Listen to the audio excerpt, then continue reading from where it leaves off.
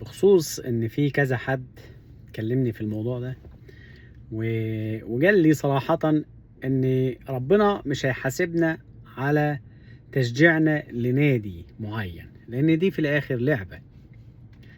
رأيي انا الخاص، يعني رأيي الخاص، مش هتطرق لأي كلام ديني، بس رأيي الخاص اللي انا مقتنع بيه وقد تتفق او تختلف معايا فيه. انا لو معرفش كل شيء عن الشيء اللي انا بشجعه ده، يبقى افضل ليا ما شجعهوش. تمام؟ ليه؟ لان انا لما هشجع نادي، تمام، النادي ده هيكسب بطولة. لو الموضوع كرة فقط، تمام، وفي تنافس وفي قواعد ثابتة للكل وفيها عدالة حقيقية، مفيش مشكلة ان انا اشجعه بقى يكسب يخسر، انا بشجعه. تمام؟ لكن في مشاكل وكلنا عارفين ان هناك في مشاكل في مصر، في القوانين وفي اللوائح وفي تطبيق العقوبات وفي الظلم وفي المجاملات وفي الكلام ده كله. يبقى لو انا هختار نادي اشجعه، لو انا شايف وعارف ومتأكد ان النادي ده بيستعمل اساليب غير رياضية علشان يكسب بيها بطولات، والبطولات دي بملايين، والموضوع بيزنس كبير وفي لعيبه بملايين وفي ناس كتير بتاكل عيش وفي ناس بتقبض ملايين، يعني موضوع كبير مش مجرد لعبه. لو انا، ده برايي انا الخاص، يعني لو انا شايف ان كل ده بيحصل في النادي او من النادي اللي انا بشجعه، وانه بيستعمل اساليب ملتويه كتير للمنافسين علشان يكسرهم ويفوز عليهم، لان دي المفروض رياضه ما فيهاش الاساليب الملتويه، رياضه تبقى لعب شريف وفي روح رياضيه، خلينا نكون متفقين. لكن لو انت في حروب ماشي، ده قصه تانية. انا بحكي دلوقتي في الرياضه. لو انا هشجع نادي رياضي وهيستعمل كل الاساليب الملتويه وهيضعف المنافس بطرق خارج الملعب وهيستعمل كل اساليب الحروب اللي ما ينفعش تستعملها في الرياضه، لان الرياضه في الاخر ترتقي بالاخلاق، فانا كده برتكب خطيه لو انا بشجع النادي ده. خلينا بس اكون متفق. طيب نادي بيعاني، نادي ضده مشاكل، نادي معهوش فلوس، هقول لك ما انت بتشجع نادي مثلا بياكل حقوق اللعيبه. لا، هو مش بياكل حقوق اللعيبه، هو معهوش فلوس يدفع حقوق اللعيبه، ولما بيبقى معاه بيحاول يسوي القضايا دي وبيدفع. نادي مظلوم، نادي بيكافح، نادي الزمالك. لذلك انا مش شايف ان في مشكله عليا انا شخصيا اني اشجع النادي ده. لكن ما تقوليش ربنا ملهوش علاقه بتشجيعي لنادي وان دي لعبه. لا، انت وانا وكلنا هنتحاسب على ادق التفاصيل في حياتنا. ده رأيي الخاص، انا مش هتكلم من وجهة نظر دينية من اي ناحية، انا بتكلم كماهر اللي بيشجع نادي الزمالك. انا شايف ان ربنا هيحاسبنا على كل شيء.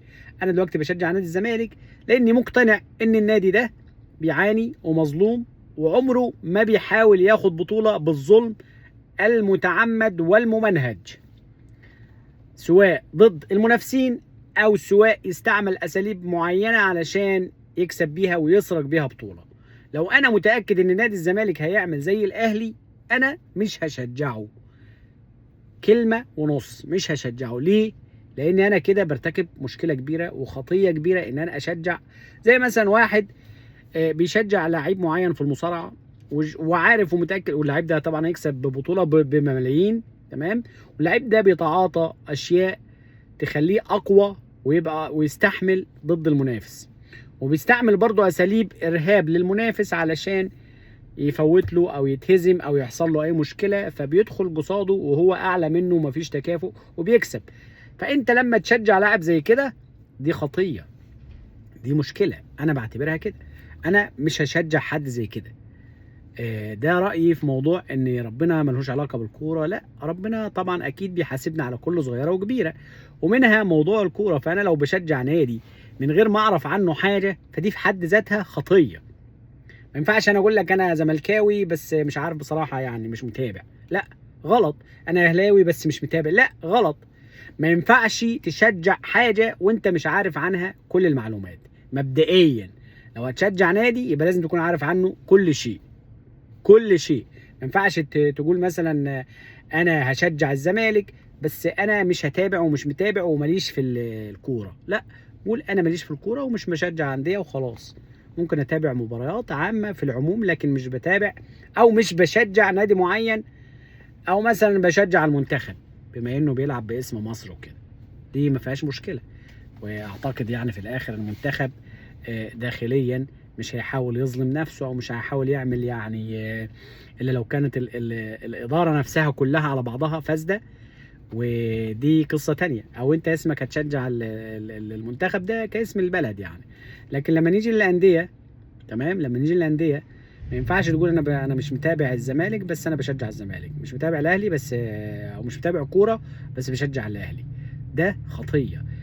ربنا بيحاسبنا على كل صغيره وكبيره في حياتنا من الاخر. ده مبدئيا لو مش بتعرف حاجه عن النادي ما تشجعهوش.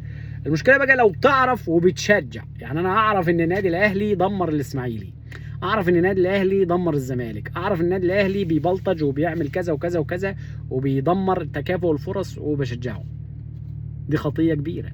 ايا كان موقع من الاعراب بقى، شخص رتبه دينيه، ايا كان رتبه سياسيه، الموضوع ما فيهوش هزار. انا بيتحسب عليا خطيه كبيره لو انا بشجع نادي وعارف ان النادي ده بيكسب بالشمال، بيستعمل الفساد، بيستعمل اساليب ملتويه يكسب بيها ويدمر بيها المنافس. دي ما اسمهاش لعبه، دي حياه، ده اسلوب حياه. انت بتتابع يوميا ولحظيا ايه اللي بيحصل.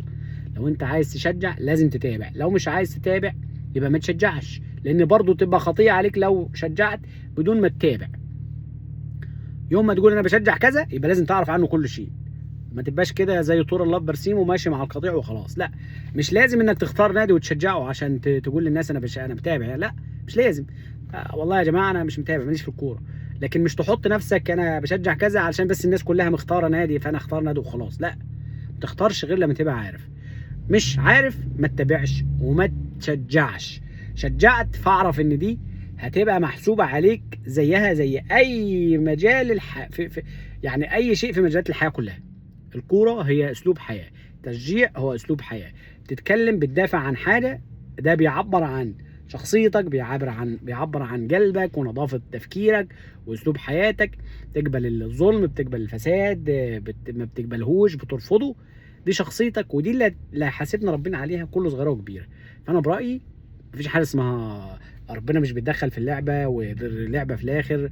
وعلى فكره ما حدش يقول لي مثلا طب ما كده يبقى الاهلي مثلا كسب يبقى ربنا اكرمه، لا لا لا لا.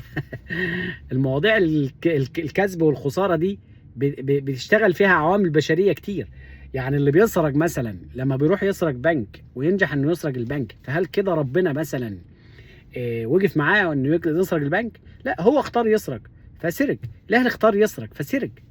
ملهاش علاقه ان ربنا اتدخل، لا، هو ربنا بيسيبك بحياتك بحريتك تستعمل اساليبك العاديه، تمام، بس في حساب.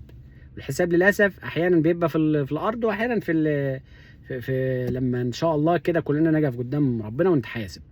فعايز اقول لك ان ربنا اكيد بيتابع، ربنا اكيد مش هيعدلنا الحاجات دي على اساس انها لعبه والسلام. لا، ما هو الحرامي ما يروح يكسب ويسرق بقى وبتاع وخلاص مفيش حساب، لا، في حساب، في حساب على كل صغيره وكبيره. الاهلي يسرق وينجح انه يسرق ده مش معناته ان ربنا راضي عنه، لا، ربنا مش راضي عنه، هو نجح انه يسرق زي الحرامي ما بينجح انه يسرق عادي، هي واحده. لكن ده ملهاش علاقه ان ربنا هو اللي سمح اللي اداله القوه يسرق، لا، ربنا سايبه يعمل اللي عايزه علشان لما يتحاسب يقول له انا خلقتك حر وانت اخترت تعمل كذا، تعالى بقى وقت الحساب. يعني انت كده ما حدش ضغط عليك انك تسرق ولا تبقى حرامي ولا تاخد بطوله، لا لا لا، ده انت فرحان وبتعملها ومنسجم كمان وبتقول انك بطل وكبير ومحدش جدك. زي ما سيد عبد الحفيظ كان بيقول ان هو يعني جامد. انت جامد وبتعمل كل ده بارادتك ومستمتع بيه وعامل شعبيه بيه. فلما تيجي تتحاسب في نهايه الزمن ان شاء الله وقتها ما يبقاش ليك اي عذر، انت بلا عذر ايها الانسان. فالموضوع فيه خطيه، فيه خطيه. ربنا يقدرنا يعني كده ونبقى كويسين، احنا كلنا بشر واكيد بنخطأ، بس الانسان لازم يعرف هو بيعمل ايه بالظبط. كوره تابع، بس لو هتشجع تابع، مش هتشجع ما تتابعش، او مش هتتابع ما تشجعش. بيس.